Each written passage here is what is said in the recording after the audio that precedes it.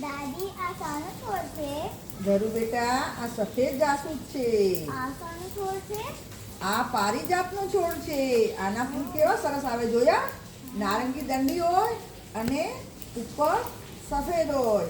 આ તો કૃષ્ણ ભગવાને સત્યભામાને ઝાડ લાવીને આપ્યું હતું, ખબર છે તને?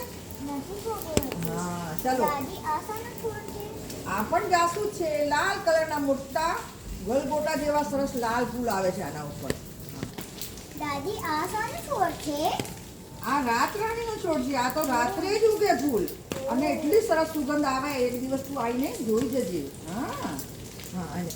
દાદી આ શાનો છોડ છે? આ કરણના ફૂલ છે. આમાં પણ આછા ગુલાબી કલરના ફૂલ આવે છે.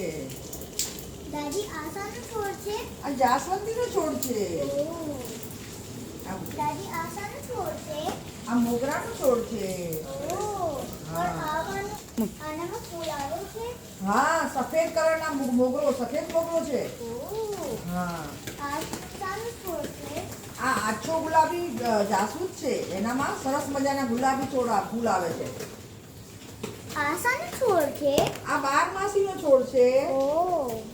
આમાં બારે માસ ફૂલ આવે છે. આછો ગુલાબી કલર. આ શાનો છોડ છે? આ ધરુ બેટા અપરાજિતા છે. એના પર મસ્ત મજાના જાંબલી કલરના ફૂલો આવે છે. દાદી આ શાનો છોડ છે? આ અરડુસીનો છોડ છે. એના ઉપર અરડુસીના પાન છે ને, ત્યારે આપણને આયુર્વેદિક પ્રમાણે ખાંસી, શરદી, કફ એ થાય ને, તો આને આપણે ઉકાળી અને પીએ ને, તો આપણો કફ, ખાંસી બધું મટી જાય. હવે તને ખાંસી થાય ને, તો મારી પાસે આવજે, હું તને આપીશ. હો. હા. પછી આ મીઠો લીમડો છે.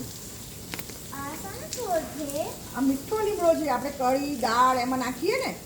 દાદી આ શાનો છોડ છે? એ તુલસી છે. આપણે સવારે ઉઠીને એની પૂજા કરીએ, સાંજે એના પાસે દીવો કરીએ.